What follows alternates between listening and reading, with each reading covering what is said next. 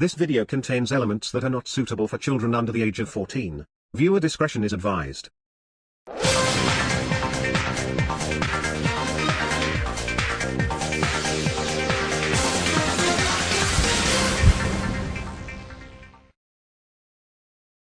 2015 was a big year for the franchise. It was the 70th anniversary of the publication of the first book, and Mattel was making it a huge deal by putting out a retelling of the first few episodes of Series 1, a 44-minute special known as The Adventure Begins. Fans were wildly positive towards it, and I'll save my history with it for another day. I will get to the specials at a later date so I can elaborate further, so I can talk about it then, but I will say for right now that fast-tracking The Adventure Begins into our production schedule had a serious effect on the next 3 series, with the 21st being cut short to make way for a certain rebranding that we'll get to later. Meanwhile, later in 2015, Mattel also put out what many have called to be Thomas's biggest and possibly his greatest adventure with Sodo's Legend of the Lost Treasure. The reception to that was so positive that it became an example of a tough act to follow. But what about the actual show itself? With how much Series 18 had improved over 17, Series 19 had a lot to live up to, and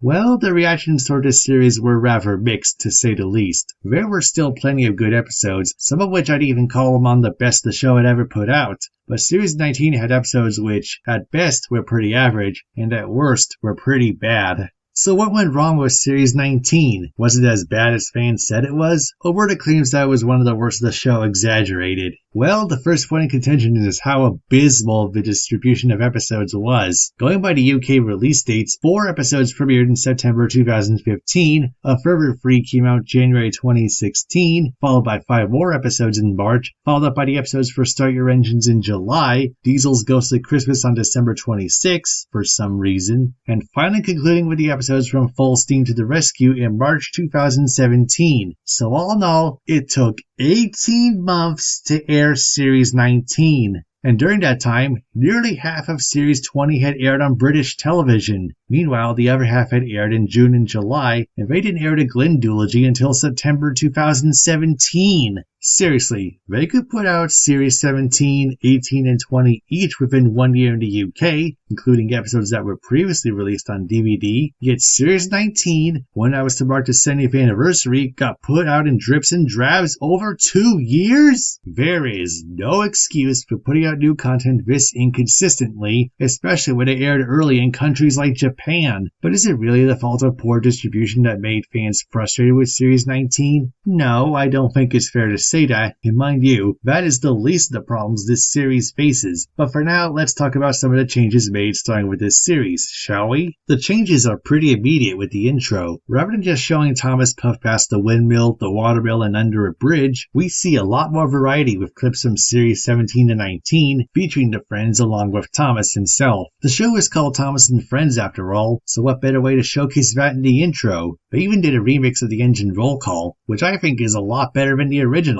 The last time it would be remixed was in Series 22, slightly altering a few lines to accommodate the arrival of Nia and Rebecca, although it does sound a bit awkward. The animation for the episodes is also a lot brighter and feels more natural. We got to see that in action with The Adventure Begins and Lost Treasure, and Series 19 does a great job in showing it off. Some of the sweeping shots are among ARC's best. Starting with 5 episodes that were featured on Full Steam to the Rescue, Diana Basso would take over as full-time director and would stay in that role until the first half of Series 24 when Ian Cherry took over. And now I get to reveal who takes over Thomas's voice in both English dubs. Joseph May voices him in the American dub, and personally, I find him to be the worst out of the people who voice Thomas officially. I don't think he's a bad person or actor, but whenever he voices Thomas, it just comes off as forced and disinterested at worst. It's one of the worst voices for the American dub, along with William Hope as Edward and Toby and Carrie Shale as Henry.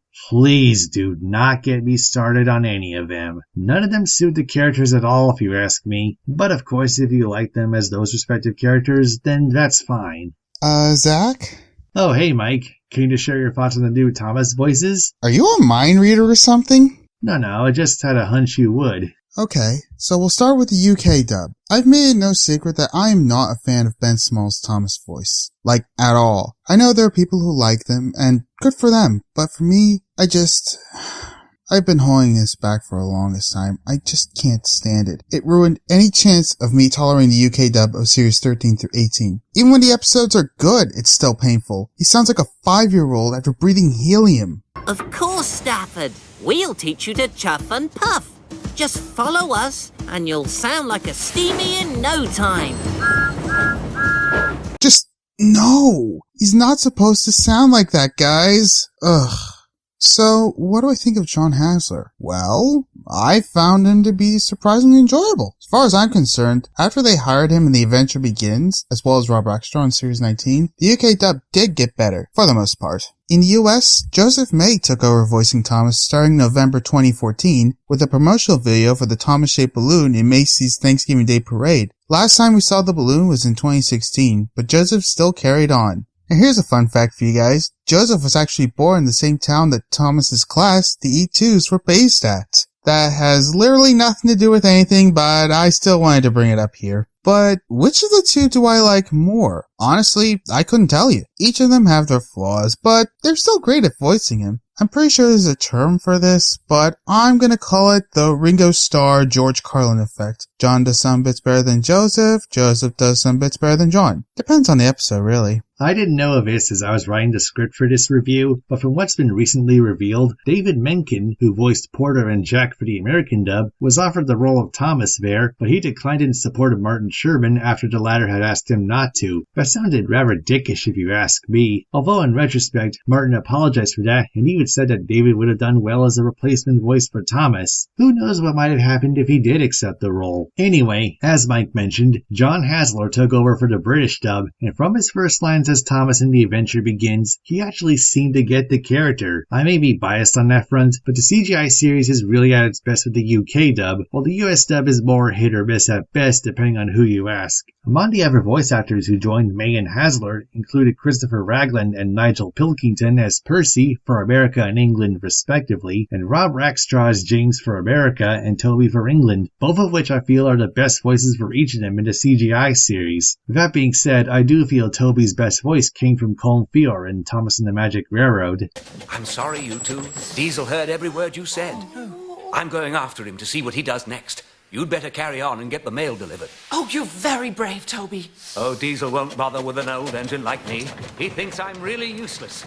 Oh, and speaking of that movie, Rainbow Sun Productions held a recorded reading of Thomas and the Magic Railroad for the movie's 20th anniversary celebration, and Rob read for James using his US voice. Keith Wickham also took part in that reading for two of his characters, Gordon and Sir Topham Hatt. But back to Series 19, you're probably wondering what I have to say about the episodes for this season, and to answer that question, let's look back at the previous two for a moment. Series 17 was a bit laid back, allowing Brenner and co to find their footing as it progressed. Series 18 took on more chances and had stronger writing for the most part. But Series 19, the best way I could describe the writing for it is experimental and interesting, to say the least. Series 19 has some of the very best episodes out of the Brenner era, possibly the entire show. It's got some very Audrey-like stories such as Thomas the Babysitter, Very Important Sheep, and Lost Property. And then they have episodes which take bigger risks such as Toad and the Whale, Slow Steven, and Best Engine Ever, which is my favorite episode of not only the Brenner era, but the entire show period.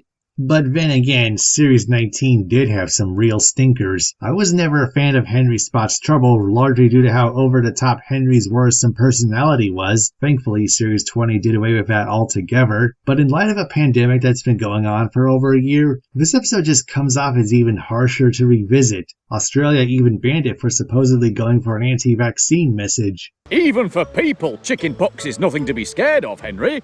Most people get it when they're young and get better very quickly. Rachel, you're from Australia. What would you say to that? I'm actually a bit shocked that of all episodes, that was the one that was removed. I don't get how that line is supposed to be an anti-vaccine message. I found the episode bad, but not horrible by any means. It definitely needs a rewrite, though. Not exactly sure where to start. Feel free to share any ideas you have in the comments, guys. Another bad episode from Series 19 is The Other Side of the Mountain, which is literally Thomas's shortcut all over again, only crueler against Thomas and with one of the most ridiculous crashes of the entire show, not in a good way. The worst episode of his series, however, is Rocky Rescue. Not only does it throw a lot of continuity out the window, it also makes the rescue team look like incompetent idiots. Yeah, it's even worse than Fiery Flynn and Race to the Rescue. At least in those episodes, it was only Flynn who suffered, but Rocky Rescue? By this point, Toad and the Whale and Wild Water Rescue had come out, and in the latter, they had performed 1,000 rescues, possibly as a group and or individuals, or a combination of both. That is probably the biggest issue with Series 19. Continuity and consistency are all over the place, making it hard to tell if the show wants to be episodic or not. And given that it was in production starting in 2013, around the time that Mattel had full control over the brand, it's very likely that the behind the scenes for Series 19 were complicated to say the least. Among them being that Thomas was present in every episode, likely to celebrate the 70th anniversary, with one of the big offenders being Salty All at Sea, as I mentioned 2 seasons ago. Instead of Porter trying to understand Salty's fear of traveling by sea, it's Thomas because parents won't be happy if Thomas isn't on screen for 1 millisecond and kids don't relate to everyone else. That's a very shallow approach that Mattel had taken there, and trust me when I say it gets worse over the next few series. For the first time, in the TV series at least, we had a 2-part episode with Diesel's Ghostly Christmas, which is one of the laziest, most predictable episodes of the show. If you've seen at least one adaptation of A Christmas Carol, then you've already seen this episode. It's not the worst Christmas-themed episode in this series, but it is the least original. If you like it though, that's fine. But anyway, Diesel's Ghostly Christmas, because it's a 2-part episode, has a situation most unique to it. In America, it's 1 whole episode, while in the United Kingdom, it's 2 episodes. So depending on where you're from, Series 19 has either 25 or 26 episodes. In the latter country, the show had stopped airing on Nick Jr. because it had moved to Cartoonito for paid television broadcast. Series 19 marked the introduction of Philip the Diesel Box Cab, and from the get-go, he was a divisive character. But me, I like him. I know a lot of people go on about him being too childlike, but let's not forget that it's a children's show. Audrey once said that his engines were like children, so why should Philip be lambasted for following that mentality? He started off okay in Series 19, but it was later to show that he actually started to shine if Toby's new friend is anything to go by, and looking back, we really should have seen what was to come with Series 21 from a mile away, especially with this line. Oh, we really must find that little Diesel another shed to sleep in.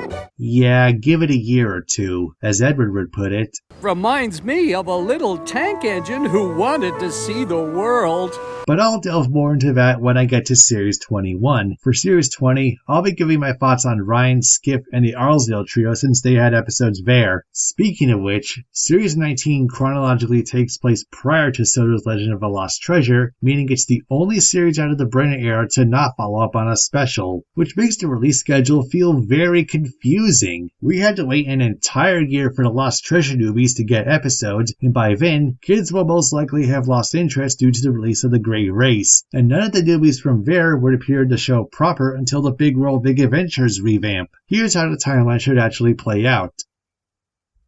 Series 19 was the last to have Robert and Peter Harshorn as the show's music composers due to their contracts ending after Lost Treasure, and I think it's safe to say that they went out big. For Series 20 onward, Chris Renshaw would take over as composer and would retain that position up to Series 24. It's safe to say overall that Series 19 has a pretty divisive reputation. There are defenders who find it a fun experimental series, and there's detractors calling it out for inconsistencies. And rewatching the episodes for myself, I can see both sides of the argument. Had it not been for the likes of Other Side of the Mountain and Rocky Rescue, then I think Series 19 would have been on par with 17 and 18, at least. But as it is, save for Philip's introduction, it feels like a filler series, even if it had my favorite ever episode of the show. The next series is what really made the fandom happy, but I will get to it soon enough.